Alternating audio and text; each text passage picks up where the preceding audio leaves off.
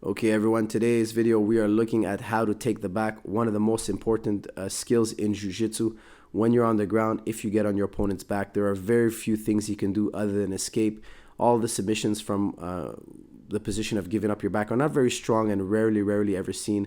So in this video, I'm going to be showing you two very key back takes, one being the teleport, the move you're seeing right here in front of your screen, and also the top spin. They go very well together, they go hand in hand, and I'm going to be covering that in this video. Now, the teleport maneuver, the one you see me doing right here in front of your screen, is a great move I find against wrestlers. I find myself doing it often against wrestlers because instead of playing guard, they try to grab your leg and kind of power up to a takedown or just try to scramble up to their feet. I find it's a great way to hold them down and prevent them from doing that. Now, we're going to be doing these two moves off a knee slide. Okay, so the first thing we're going to be looking at is a quick knee slide. Okay, this is a very simple technique. Everybody practices these, of course, in Jiu-Jitsu. I grab a collar tie, I grab the tricep, and I'm about to slide my knee across his lap here. Notice when I do the knee slide, my knee touches the ground and I never sit on the ground. My hips are not on the ground. This is very important. If I were to sit down to my hips here, my partner might be able to take my back. Okay, now I don't want to risk that at all. So I'm just going to stay on my knee. I'm going to pivot off my left knee here. You see that it's my knee on the ground and never my hips. Okay, my hips are all the way up here. So for him to try to take my back, it's going to be very difficult. Now watch here, what am I going to do? I can't put my underhook in and establish side control. I won't need to. What I'm going to do now is I'm going to step over his head with my left leg and go to the back.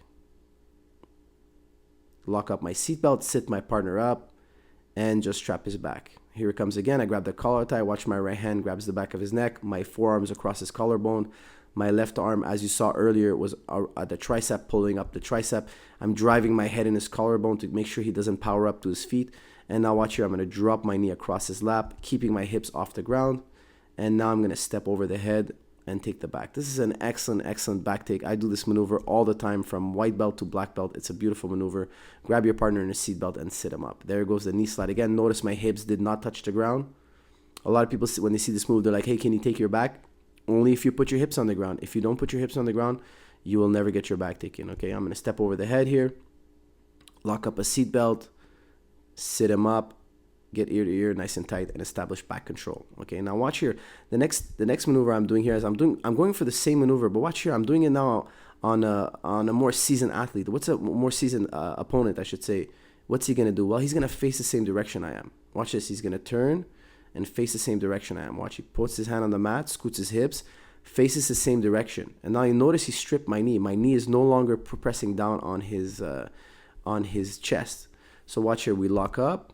Now watch here, I have my knee driving in his chest here. See that? I want to drive my knee in his chest. I want to knock him back down to his back. I have the collar tie. I'm pulling up on the tricep. Everything is going well.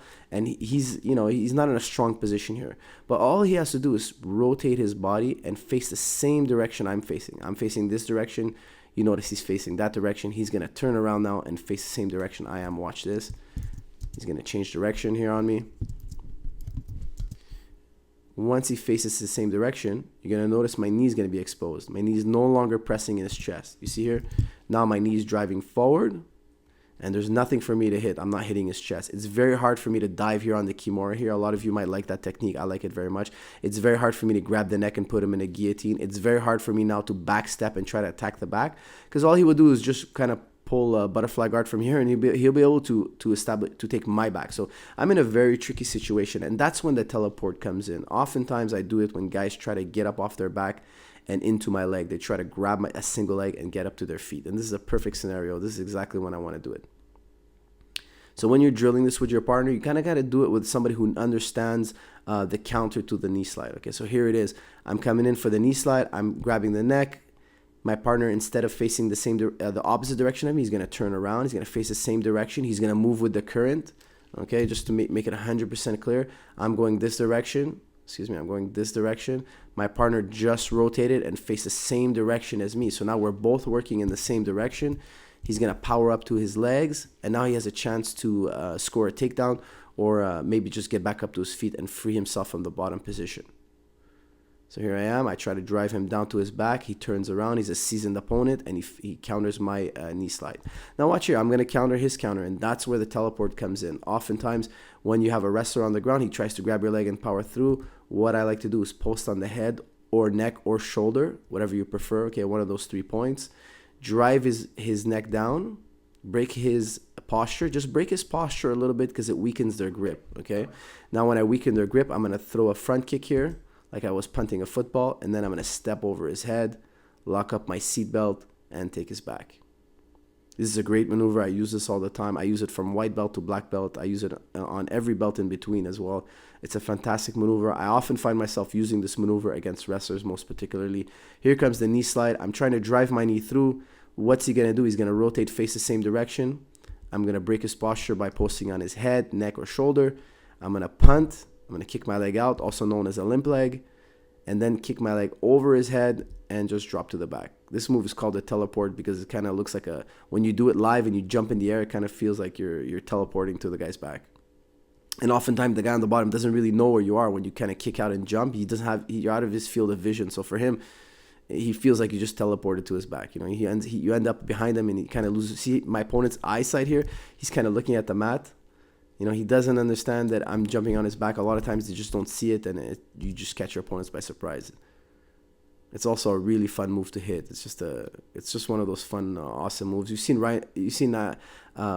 John Jones do this to Ryan Bader. We saw Eric Silva recently do this in UFC as well. Actually, I learned this move from John Jones many, many years ago, about 7-8 years ago. We were training together, and it was a move he was hitting in practice, and he went over it with me. He showed it to me, and I've been using it ever since. Here's me doing it on one of my pro fighters. He's a big, strong guy, very muscular, powerful guy here. He's going to grab my leg, try to power up to his feet. As he tries to power up to his feet, notice how I kick my leg out.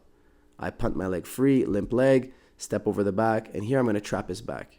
I went for the armbar here, but I could have easily just took the back here. I'm just going to transition to armbar. You have the choice to do what you want once you establish top control. It also works obviously when it's very sweaty. This is a hot August summer here, and we're wrestling, and as you can see, it's super sweaty, and when it gets sweaty, you want to hit that limp leg. All right, guys, that brings us to the end of another episode. I hope you guys enjoyed that, and I will see you all in the next episode. Thank you.